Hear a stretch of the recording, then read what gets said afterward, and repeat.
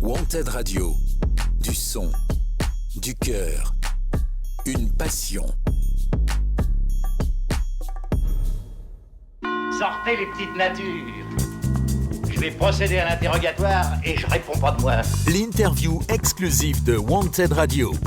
Tu réponds à mes questions, tout va bien. Tu réponds pas, je t'attache au radiateur et je te file un projecteur dans la tronche. Wanted Radio, interview exclusive. Bonjour à tous. On se retrouve aujourd'hui sur Wanted Radio pour cette interview exclusive, cette fois avec Tristan Pierre. Salut. Comment tu vas aujourd'hui ? Écoute, en forme, sous ce ciel, j'allais dire gruageux, ça ne veut rien dire. Gris. On se retrouve donc pour la tournée de ton spectacle Mélangeoli. C'est vrai. Toi, tu vas bien ? Oui, ça va très bien aussi. Super. Merci. Et donc, bon, le début classique, mais bon, un peu différent. Pour ceux qui ne te connaissent pas, est-ce que tu peux te présenter en 4 étapes marquantes de ta vie ? De ma vie. Et ça peut commencer à 5 ans quand t'es allé sur une moto. Hein. Écoute, je suis né en Saône-et-Loire à Chalon-sur-Saône. Ça, c'est une étape importante dans les années, juste avant les années 2000. Et ensuite, qu'est-ce que j'ai fait ? Je suis parti au cours Florent, tac, 2020, paf. Depuis 2021, je suis humoriste. Et depuis le mois d'octobre, on va dire, les gens m'ont vu sur les réseaux. Ok. Donc moi, je voulais commencer un peu par cette question que je trouvais importante, parce que dans les interviews d'humoristes, il y en a beaucoup qui disent que c'était un peu le clown de la classe ou celui qui faisait rire, tout ça. Est-ce que toi, c'était ton cas ou pas forcément ? Pas tant. J'étais le petit, tout petit mignon, un peu rigolo, mais j'étais pas le clown de la classe. J'étais dans le middle, quoi. J'étais ni dans les populaires, ni dans les pas populaires. Ouais. J'étais au milieu. Ok, ouais. Et donc, ouais, des années scolaires assez classiques. J'ai adoré, moi. Ouais, t'as trop kiffé ? Bien, trop marrant. J'ai que des bons souvenirs de tu vas à l'école et tu t'amuses toute la journée, quoi. Ouais, non mais ouais. Ok, ça marche. Et moi, j'ai vu en interview que t'avais toujours voulu faire humoriste. Et j'ai fait des interviews déjà et tout. Je me rappelle même. Ouais, j'ai un peu cherché. Donc, t'as fait un BTS tourisme pour un peu faire plaisir aux parents parce que voilà, fallait ramener les études. Donc, comme tu l'as dit tout à l'heure, t'es sur les cours Florent quand t'as 20 ans, Covid, petit boulot. Mais où t'as vu ça où T'inquiète. Et moi, je voulais revenir sur les cours Florent parce qu'il y a beaucoup de gens qui disent que c'est une école qui est très chère et justement dans cette école-là, il y a beaucoup de gens qui sont là sans forcément être passionnés et que c'est souvent les parents qui ont aligné derrière. Surtout que toi, tu l'as payé avec tes petits boulots. Et pas que mes parents qui m'ont aidé. Ouais. Mais c'est quoi ton retour, toi, justement, sur cette expérience-là des cours Florent ? C'est que positif. Il y a des gens, mais comme dans plein d'écoles, il y a des gens qui savent pas pourquoi ils sont là. Et tant mieux, ils ont une famille qui peut payer. Et c'est pas grave s'ils la finissent pas. Tant mieux. Mais non, c'est vraiment super. J'avais envie d'arrêter tout le temps. Parce que c'est une école de doute, en fait. Parce que tu fais quelque chose où tu sais pas vraiment ce que tu vas faire derrière. Mais à la fin d'avoir terminé tout ça, je suis très content. J'ai eu des rencontres, j'ai eu des conseils. Et l'école m'a appris les choses et j'ai rencontré du monde. Et donc c'est génial. Aujourd'hui, j'ai un gros bagage. Ok, ouais. Et du coup, les cours Florent, c'est à Paris. Ouais, à Paris. Du coup, cette vie parisienne, elle a commencé où ? À quel moment ? J'y vais en 2019. En fait, je sais pas comment on commence l'humour. Donc j'ai regardé Gad Elmaleh, il a fait ça. Donc je suis parti, j'ai fait pareil. Et en vrai, la première année, tu fais pas vraiment de théâtre, tu découvres qui t'es. Parce que j'ai 20 ans, je pense. Et en vrai, tu découvres et la vie parisienne, et c'était ma première grosse ville. Ça doit faire un choc. Et la vie vraiment tout seul. J'avais déjà fait le BTS, mais j'étais à 1h30 de chez mes parents. Donc en vrai, je rentrais tous les week-ends, donc c'est pas pareil. Là, je pars, quoi. Et donc, en vrai, sur scène, on apprend à être nous-mêmes et à se lâcher. Donc, c'est pas vraiment du théâtre. On apprend déjà à être plus timide, on va dire. Enfin, à être moins timide. Et à plus être timide, ça. C'est un peu compliqué. Et du coup, c'est une année où tu te découvres, toi, sur scène et t'essayes d'être à l'aise. Et dans la vie, même en général, t'essayes de comprendre comment ça marche Paris. Et tu fais un peu tout et n'importe quoi. Il y a des soirées qui finissent à pas d'heure et c'est n'importe quoi. Quand on dit jeune aussi. Mais c'est bien parce que vu que le Covid s'est déclaré après et que j'ai pu faire une pause pour aller faire des petits boulots. En vrai, c'était un peu une année de test où j'ai fait un peu nimp. Et quand je suis revenu, j'étais prêt. Et puis, Ok. Donc je sais pas si c'est le bon nom, mais t'es allé dans un comedy club, le Finch. Le Fridge. Le Fridge, celui de Kev Adams à Paris. Ok, c'était celui de Kev Adams. Donc t'es serveur au départ là-bas? Non, j'ai déjà fait. Je fais quelques scènes ouvertes là-bas. Tu fais quelques scènes ouvertes déjà. Je suis déjà intégré un peu dans le truc, mais juste des scènes ouvertes. Ok. Et à un moment donné, il y a l'opportunité de pouvoir être serveur les dimanches là-bas au brunch. Okay. Et j'y vais en me disant que je vais m'incruster sur les scènes petit à petit. Et c'est ce qui s'est passé. Dès que j'ai été intégré au plateau professionnel, j'ai arrêté. Ok. Et du coup, ma question, c'était ta première scène ouverte. C'était pas eux. C'est pas eux. Non, ok. C'est la toute première, c'est au Café Oscar. Parce que c'est un peu, on sait que c'est un peu celle-là, la première de beaucoup de gens, donc j'ai trouvé celle-là. Mais je sais plus quand est-ce que c'est. T'avais préparé quoi? Au début, je venais avec un livre. En fait, là, il y a un sketch qui va sortir à Montreux dans quelques temps, là, avant l'été. Et ce sketch-là, c'est le tout premier que je fais sur scène. Il a évolué un peu, mais c'est le tout premier que je fais. Je mets de la musique, j'arrive avec un livre et je lis des blagues que j'ai faites, mais sur de la musique avec un livre face aux gens, quoi. Ok. Voilà. Ok. Septembre 2025, donc comme t'es de Chalon-sur-Saône, tu passes dans le journal Saône-et-Loire. De Saône-et-Loire, pardon. Il se trompe de plein d'infos. Pas toi, hein, mais le journal de Saône-et-Loire. Ah, ok. Sur plein juste, en vrai, j'ai pas payé, donc du coup, j'avais que le début. Non, ma question, c'était bon. Notre génération, je pense, ne lit plus trop les journaux, mais quand tes parents et tes grands-parents, est-ce que tu leur as fait un peu la surprise ou comment ça s'est passé? Mes parents, ils sont profs et il y a des collègues qui sont venus avec l'article de journal dans les classes, enfin pas dans les classes, mais en salle de pause, quoi, machin. Ça, ils l'ont vu, mais non, c'est pas. Je fais pas beaucoup de. Il n'y a pas grand chose dans ma vie qui est un événement où je dis ça c'est bien et tout. C'est plus une continuité, donc en vrai, il n'y a jamais de t'as vu que j'ai fait ça et tout. C'est plus une continuité à chaque fois. Ok, d'accord. Et donc, juste après, donc je crois que c'est le 26 septembre, tu commences à être diffusé sur Amazon Prime. Peut-être. Dans l'émission donc Comedy Class, donc Laura Felpin, Eric Ramsey, Paul Mirabel. T'as dit que c'était un ami à toi qui t'avait inscrit. C'est un des candidats de l'année dernière. Un des candidats de l'année dernière qui t'a inscrit. Comment ça s'est passé? Il a fait vraiment de son côté, il t'a dit tiens, allez, vas-y. Il m'a pas inscrit, mais en gros, il avait l'opportunité de donner des noms et il m'a demandé, moi, il m'a dit est-ce que tu veux le faire? Au début, je voulais pas. Et à la fin, je lui ai dit vas-y, donne mon nom, on verra. Et ils m'ont retenu, quoi. Ok, ouais. Et comment on prépare une émission comme ça? Parce que là, c'est le. Une émission comme ça, justement, quand que je sais que je suis pris, je crois que on le sait un peu tard, si c'est nous ou pas. Et donc, je prépare, dès que je le sais, je prépare plein de scènes, je réserve plein de scènes pour aller rôder un peu les choses, parce qu'on a déjà un peu le thème de ce qui va se passer. Donc, je prévois de faire les sketchs que je ferai là-bas. Et donc, je les rôde pendant, je pense qu'un mois et demi avant, je prépare tout ça. Ok. Et parce que l'émission, je crois que tu vas pas en finale, parce que j'avais regardé des commentaires et ils étaient en mode pourquoi il va pas en finale et tout. Demi. Ah, c'est en demi. Ouais. Et ça dure combien de temps en tout? Ça a duré 2 semaines. C'est 2 semaines et t'es 2 semaines à fond dedans. T'as tous les jours. Ce qui est drôle, c'est qu'on est filmé toute la journée. Ah, d'accord. Ça, je sais même pas si j'ai le droit de le dire. Mais bref, en fait, non, mais toute la journée, on est avec eux et on fait des ateliers d'écriture et tout. Mais et au final, ils ont laissé que les épreuves. Mais il y avait il y a vraiment tout un truc un peu comme la Starac, quoi. C'est un peu ça. Ouais, voilà. Sauf qu'au final, peut-être on n'était pas assez intéressant et assez drôle. Du coup, ils ont dit allez. Et donc, je pense qu'après, là, tu fais un boom de followers. Ouais, énorme. 250 000. Ah ouais. 250K, tu prends. Waouh. Moi, j'étais allé voir ton Insta, je me suis dit, j'avais vu qu'il y avait énormément de followers, mais je pensais pas que c'était tous. Là, j'avais 7000 abonnés avant que ça démarre. Ok.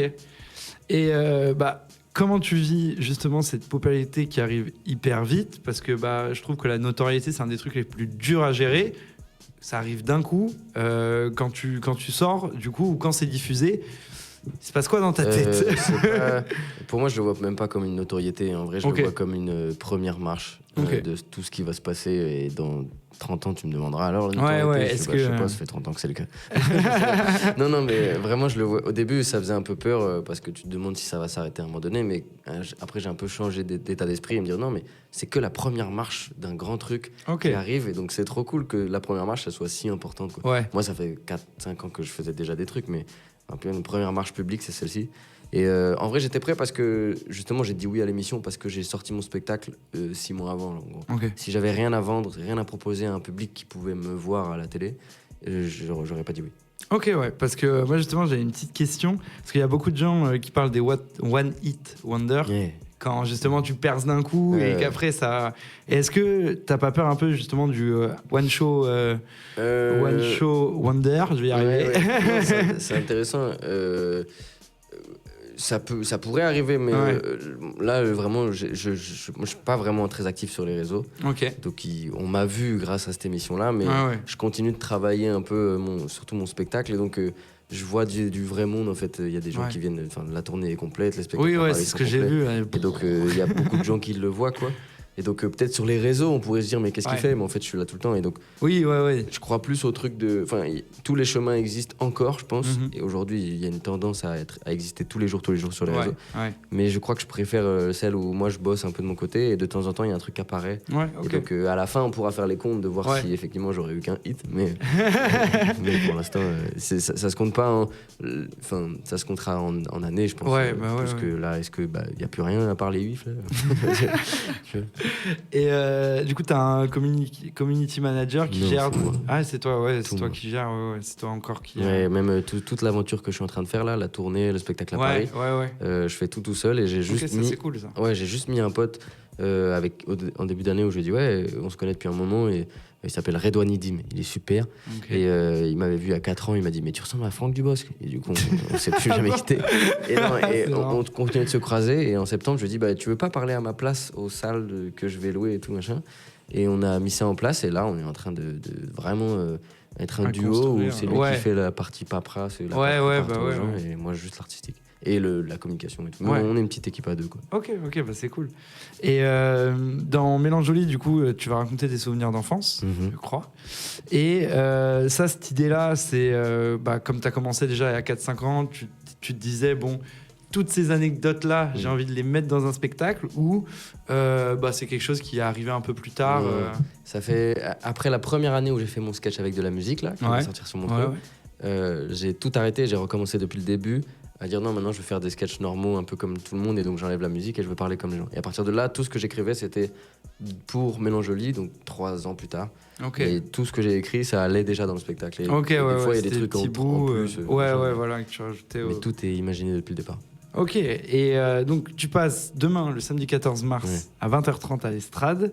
Il y a 2 créneaux, il y a 18h. Attends, je me rappelle plus. Parce que je crois que sur le site, moi j'avais vu. Sur mon site, tristanpierre.com, celui que j'ai fait moi-même. Ah, tu l'as fait toi-même? Ouais, je fais tout seul. Comment ça s'appelle les trucs pour faire les sites là? Des hébergeurs. Une espèce d'appli ou. Ah non, moi je suis sur Hostinger, un truc de site, et je l'ai fait moi-même depuis le créateur. Parce qu'il était vraiment pas mal parce que je suis allé voir. Je sais plus c'est quoi demain, mais il y a 20h30 et logiquement il devrait y avoir 19h. Ouais, ça doit être ça, 19h et 20h. Ou 18h30 et 20h30, je crois. Ok, d'accord. Mais c'est complet, désolé. Ouais. Bah oui, parce que justement, tout est complet à chaque annonce. C'est ce que j'ai vu.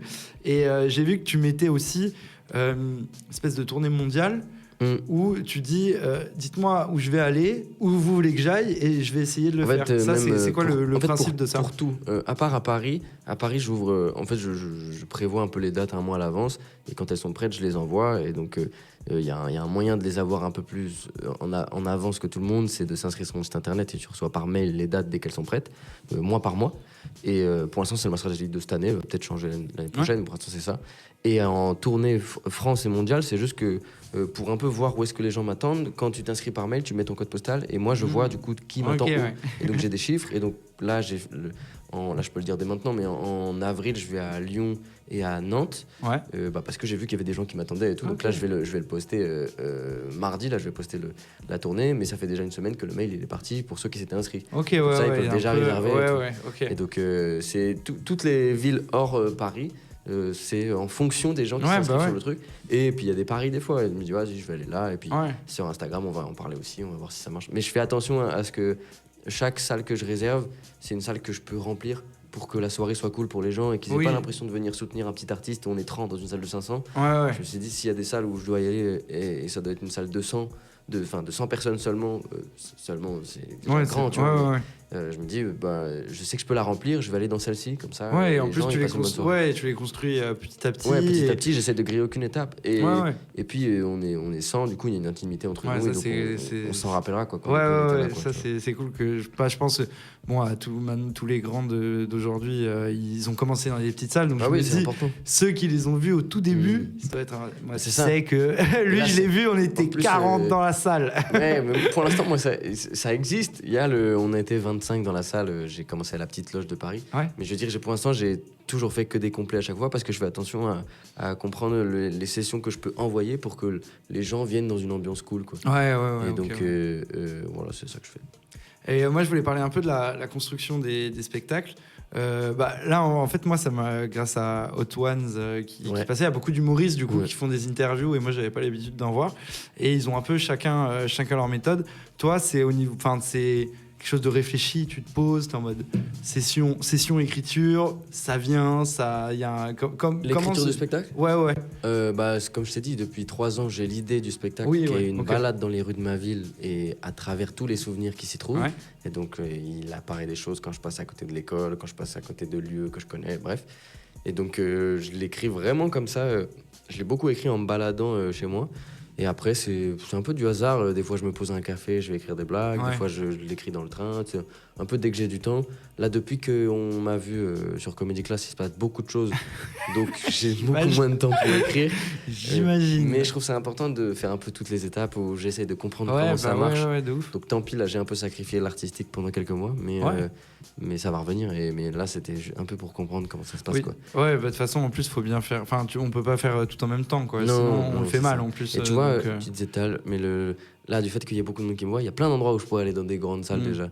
Mais je trouve ça important de continuer d'aller dans les petites pour voir les gens au début, etc. Mais de ouf. Hein. Donc même tout ça, c'est une orga. Donc pour l'instant, j'avance petit à petit sur le spectacle, je le bosse beaucoup. Les nouvelles blagues, on va dire que des fois, un peu, je mets de côté, parce que c'est uniquement le spectacle que je bosse en ce moment. Quoi. Ok, parce que du coup, comme tu bouges de ville pour toute l'orga, c'est toi qui prends tes billets de train et... Ouais, c'est moi. Et ok, putain. Voilà, SNCF, il doit être content. Hein. J'espère. Et donc juste avant de terminer, donc l'interview que j'ai regardée, c'était celle de la Safe Place. Ah ouais, pardon. Et c'est avec Anthony Giuliani. Et c'est la seule que t'as faite quasiment. J'en ai fait une autre sur France Bleu. J'ai pas vu. Je l'ai pas vu passer. Mais je sais pas comment ça s'appelle. France 24 ou France Bleu, un truc comme ça, mais que en web aussi. Ok, parce que c'est dans celle-là où il se trompait de nom et tout. Parce que quand je l'ai bossé, j'étais en mode. J'avais que des shorts du coup de tes blagues. Oula, on va pas aller loin avec ça. Mais du coup, j'ai regardé. Et d'ailleurs, c'est hyper drôle. En vrai, pour l'instant, là, c'est un peu en soum-soum ce qui s'est passé. On m'a vu sur les réseaux et tout, mais j'essaye de pas encore apparaître dans des médias qu'on va dire officiels. Parce que pour l'instant, c'est que du rodage de plein de choses. Et le jour où j'aurai un peu plus d'armes à montrer, je continuerai d'aller. C'est pareil, c'est le truc de pas griller des étapes. Oui, voilà, c'est comme avec le spectacle. Pas tout de suite aller à la télé, machin, et que le truc soit pas prêt et qu'il y a des gens déçus, quoi. Là, c'est que du rodage avec les gens, même si c'est un spectacle qui existe déjà, il est en entier. Mais j'aime bien le travail avec les gens qui viennent me voir et qui sont vraiment motivés pour l'instant de venir me voir, tu vois. Là, c'est vraiment c'est pas je l'ai vu, machin. Pour l'instant, c'est vraiment que des gens qui veulent. Surtout qu'à Paris, les places, elles sont difficiles à choper. Et donc, dès qu'il y a des gens dans la salle, c'est vraiment des gens qui veulent vraiment me voir, quoi. Donc, c'est trop cool. Et pour finir, moi, c'est une petite question personnelle. Pose là ta question personnelle. Je vais poser que ça depuis le début. Comment tes potes, comment se passe la relation? Bon, j'espère que ça change pas, mais quand tout d'un coup comme ça tu deviens connu ou tes potes te voient passer à la télé. Vraiment, je suis pas connu. Ouais, mais je sais pas, pour moi 250K c'est énorme. Non mais je vois, mais ça va avec le truc de Hit Wonder en vrai, le truc de oui, j'ai pris d'un coup, mais en fait si moi j'apparais pas tous les jours, petit à petit les gens vont peut-être se rappeler un peu, mais pas tant. C'est sur la continuité, donc en vrai ça a fait un boom, mais là c'est assez calme, c'est ok. Mais on va dire que vraiment c'est la seule fois où j'étais un peu content de ce qui arrive un peu en mode ego trip, c'est le côté où il y a des potes il y a des potes à moi à qui on leur dit mais tu connais ce gars-là là? Il faut c'est mon pote. Pour eux, je suis content. Genre, ouais. Et mais sinon, ça changerait parce que ça fait longtemps que je fais ça et que tout le monde voit à quel point je suis concentré là-dedans. Et donc, ils sont juste contents qu'il y ait une preuve que ça marche. Ouais. Avant, ils peuvent se dire on sait pas trop ce qu'il fait. Il fait des blagues, mais on sait pas si ça marche. Ok. Pour terminer, on peut te trouver où sur les réseaux sociaux? À chaque fois, c'est Tristan Pierre. Tristan Pierre partout. Et il y a tristanpierre.com pour pouvoir réserver. Tout est bien expliqué dessus, normalement, j'essaye. Si les places sont pas encore disponibles, tu peux t'inscrire pour les recevoir en avance. Et là, à partir de la rentrée, on va essayer d'ouvrir un peu plus de dates, parce que là, on est en train de les choper petit à petit. Donc, on va essayer d'en ouvrir un peu pas mal d'un coup pour aller voir tout le monde. Et on va revenir à Bordeaux, d'ailleurs. On est en train déjà de remettre une date à Bordeaux. Ok, trop bien. Écoute, bon courage pour demain. Merci. Merci d'être venu jusqu'ici, jusqu'à la radio, pour répondre à nos questions. Et merci aux auditeurs aussi de nous écouter et de nous suivre tous les jours. Et l'interview sera disponible en replay. Donc, c'est le temps de dire au revoir. Et encore merci en tout cas. Avec plaisir, Max. Merci beaucoup. Allez, à la prochaine. Allez, ciao. Wanted Radio. Du son. Du cœur. Une passion.